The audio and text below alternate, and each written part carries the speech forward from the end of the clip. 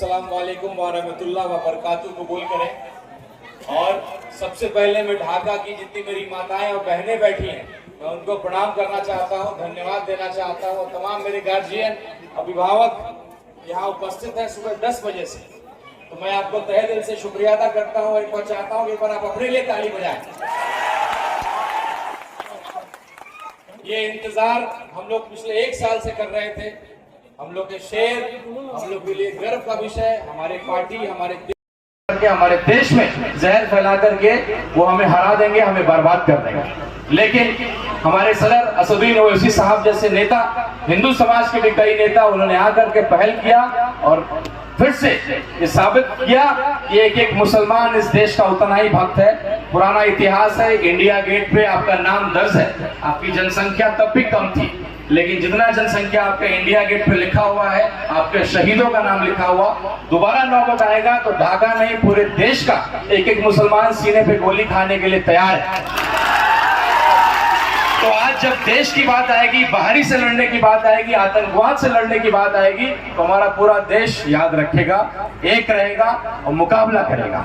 ये जो कार्यक्रम का नाम हम लोगों ने रखा, जिसका नाम हम लोगों ने रखा आतंकवाद के खिलाफ ओवैसी साहब का जिहाद। जिहाद शब्द एक उर्दू का बड़ा खूबसूरत शब्द है, जिसको हम अक्सर लोग गलत तरीके से इंटरप्रेट करते हैं। जिहाद का मतलब लफ्ज जिहाद, गलत तरीके की बातें। जिहाद का असली मतलब होता है किसी भी नाइंसाफी के खिलाफ लड़ना, संघर्ष करना, कुछ गलत हो रहा है उसके खिलाफ संघर्ष करना। तो एक जिहाद है। जिस तरीके से हमारे सदर पाकिस्तान को जवाब दे रहे हैं, एक एक बात कह रहे हैं, वो हिंदुओं का भी गर्व से सीना फूल रहा है। वक्फ बोर्ड की बात आएगी, मैं एक हिंदू समाज का लड़का हूं। जब मैं अपने मंदिर में, मैं हिंदू होकर के जब मैं अपने मंदिर में किसी को कबूल नहीं करूंगा, किसी मुस्लिम भाई को, तो मैं कैसे अपने मुसलमान भाइयों के जमीन पे और वक्त पे कहूंगा कि आप हिंदुओं को रखिए? ये बिल्कुल नाइंसाफी है।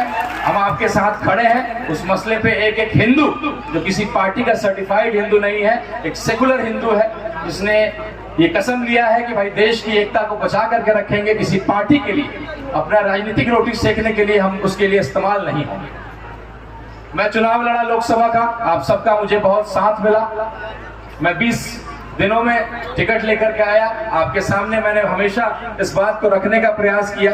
कई लोग इल्जाम लगाते हैं कि मेरे भाई भाजपा से आते हैं। मैं 20 दिनों में अपने आप को साबित नहीं कर पाया, शायद इसलिए चुनाव में अच्छा वोट होते हुए भी कहीं ना कहीं हमारे संगठन कमजोर था। सीमांचल के बाहर हम उतने मजबूत नहीं थे, तो थोड़ा सा संगठन और हमारे लोग बिखर गए। 20 दिनों में मैं समझा नहीं पाया, लेकिन पार्टी ने मेरे समर्पण को देखा, मेरे त्याग को देखा, मेरे संघर्ष को देखा। हमारे बिहार के सदर अख्तर उल ईमान साहब, जिनको हम लोग आदर्श मानते हैं, आज सिद्धांत विहीन राजनीति में एक ऐसा व्यक्ति आपके बीच बैठा है जिसको करोड़ों रुपए का ऑफर मिला, मंत्रालय का ऑफर मिला, लेकिन उस व्यक्ति ने ठोकर मार दिया मंत्रालय को और उस पद को। तो आज के सिद्धांत विहीन, और भी बिहार की जो पलटू राम और ऐसे ऐसे लोगों के लिए जाना जाता है, उस जगह से एक ऐसा विधायक, एक ऐसा वफादार व्यक्ति जिसके नाम के पीछे भी ईमान है और ईमान का पक्का है, तो ऐसे व्यक्ति के अंदर काम करना मेरे लिए गर्व का विषय है। कई लोग मुझसे सवाल करते हैं कि भाई आप क्या कर रहे हैं, आप तो सियासी परिवार से आते हैं, सीताराम बाबू आप सब लोगों से जुड़े रहे, लंबे टाइम तक आपके मंत्री रहे, सांसद रहे। तो कई लोग मुझसे सवाल करते हैं कि आप बेवकूफी कर रहे हैं, आप क्या कर रहे हैं? तो मैं उनको यही जवाब देता हूं कि आप वक्त का इंतजार करिए। मैं सियासी परिवार से आता हूं, मैंने इस पार्टी की ताकत को देखा है। बाकी पार्टियों में कार्यकर्ता होते हैं, लेकिन इस पार्टी में दीवाने होते हैं, और उन दीवानों की दीवानगी मैं कल रात से देख रहा हूं। कोई गया से आ रहा है, कोई रोहतास से आ रहा है, हर जिला से, सीमांचल के मेरे जितने भी अतिथि आज आए हैं। तो ये दीवानगी है इस पार्टी की, और मुझे मालूम है कि मैं आपका विश्वास जीत चुका हूं। मैं आपके लिए लगातार काम कर रहा हूं। चाहे लहन ढाका का मुद्दा हो, जहां पूरे गांव के साथ अन्याय किया जा रहा है, उसका सवाल लहन ढाका का किसी ने उठाया तो अख्तर उल ईमान साहब ने उठाया। एक दलित के बेटे को बिजली विभाग ने प्रताड़ित करके उसका सुसाइड करा दिया, उसका मर्डर हो गया गलत बिजली बिल वसूलने के क्रम में। उसका सवाल किसने उठाया? अख्तर उल ईमान साहब ने उठाया। आज मात्र हमारे पास एक विधायक है, इसलिए हम हर मसले को नहीं उठा पाते हैं, लेकिन मुझे पूरा विश्वास है कि अब आप लोग का आशीर्वाद हमें मिलेगा तो बिल्कुल अगला सरकार जो बिहार में बनेगा बिना AIMIM के सपोर्ट के नहीं बनने जा रहा है। 4 विधायक हमारे थे, चार को आपने, 5 विधायक थे, 4 को आपने तोड़ा है। विधायकों को तोड़ा था, तौसीफ भाई हमारे उपस्थित हैं, तो आपने विधायकों को तोड़ा, जनता को नहीं तोड़ा है।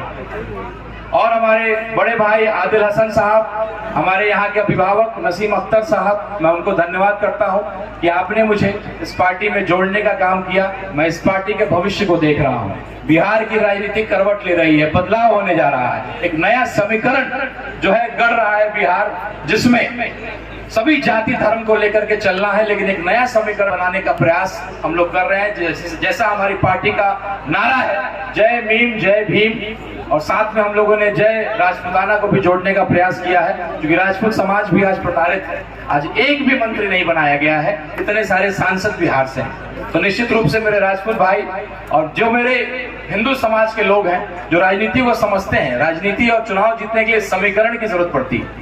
तो निश्चित रूप से अगर आप किसी की सेवा करते हैं, उसके दिल में जगह बनाते हैं, तब जाकर के चुनाव में आपको मेहनत करने की जरूरत नहीं पड़ती। वो परिवार बन करके वो आपके लिए काम करता है। ये वक्त आप लंबे टाइम से इंतजार कर रहे हैं, मैं आपके घर का बेटा हूं, आपका भतीजा हूं, हम तो रूबरू होते रहेंगे, हम लोग बात करते रहेंगे। मैं चाहता हूं कि मैं अपना समय भी अपने सदर साहब को दूं। एक बार मैं तहे दिल से शुक्रिया अदा करना चाहता हूं शिवहर के हमारे जिला अध्यक्ष डॉक्टर मिसबाउल हक साहब का, सीतामढ़ी के हमारे जिला अध्यक्ष जहांगीर साहब का, मुजफ्फरपुर से आए हमारे मुकीम भाई का, अफरोज भाई का, और तमाम हमारे जो संगठन के लोग हैं, परवेज भाई, मासूम भाई, और लगातार कल से उनेस भाई से लेकर के तमाम ऐसे लोग, लंबी लिस्ट है। तो अभी मेरे पास समय का अभाव है और मैं चाहता हूं, गर्मी बढ़ रहा है तो ये गर्मी और बढ़ेगा जब हमारे सदर साहब आपके सामने आएंगे और जिहाद का मतलब आपको समझाएंगे। और थोड़ा सा जो मैंने जवाब उस एमपी साहब को दिया है जिसने इस आपके इस पावन धरती को मिनी पाकिस्तान कहा था, तो बिल्कुल हम लोग उसको करेंगे। एक छोटा सा मैसेज मेरे एक चाचा ने दिया था, तो मैं चाहता हूं उस मंच में आपको दूं। इस पार्टी में जब 15 मिनट की बात आती है चर्चा होता है, तो मैं चाहता हूं कि वो 15 मिनट, मेरे एक चाचा है जो मुझे चाय पिला रहे थे, उन्होंने कहा था कि जरा सदर साहब आएंगे, उनको कहिएगा ये बात, मेरी तरफ से मैसेज दीजिएगा। तो उन्होंने यही मैसेज दिया कि अगर असदुद्दीन ओवैसी साहब को 15 मिनट के लिए इस देश का गृह मंत्री बना दो, 15 मिनट के लिए अगर गृह मंत्री बना दो, तो आप देखो कि क्या पाकिस्तान का हालत होता है। इन्हीं शब्दों के साथ मैं आपसे विदा लेता हूं और मुझे पूरा विश्वास है, जो वादा हम लोगों ने किया था, पार्टी ने मेरे समर्पण को, मेरी मेहनत को, मेरे इसको जज्बे को स्वीकारा। हमारे अख्तरुल ईमान साहब, इंजीनियर आफ्ताब साहब जो मेरे गार्जियन स्वरूप हैं, उन्होंने अपनी बात को रखा। ढाका के लिए हमारे राष्ट्रीय अध्यक्ष जी को यहाँ बुलाने का प्रयास किया। और एक नौजवानों को छोटी सी एक सीख के साथ अपनी बात को खत्म करता हूँ कि राजनीति में सब्र बड़ा जरूरी होता है। लोगों ने सोचा कि मैं चुनाव हारूंगा या जीतूंगा, मैं पार्टी को बदल लूंगा, लेकिन मैंने ऐसा नहीं किया, इसलिए मेरी पहचान बनी। और आज मैं हर बार यही कहता हूं कि किसी भी बेटे की पहचान उसके पिता से होती है। मेरे पिताजी आरजेडी से रहे, आजीवन सेकुलर रहे, और आज वो जिंदा रहते तो मोदी के खिलाफ ही बोल रहे होते। मेरे भाई साहब बीजेपी के विधायक हैं और हमारा विचारधारा अलग है। मैं अपने पिताजी के विचारधारा पे चलता हूं और मुझे पूरा विश्वास है कि अब कम से कम मेरी सेवा को देख करके, मेरी निष्ठा को देख करके अब ये मानेंगे कि मेरे रगों में मेरे पिताजी का खून दौड़ता है। मैं वही सेकुलर सीताराम बाबू का बेटा। बहुत बहुत शुक्रिया।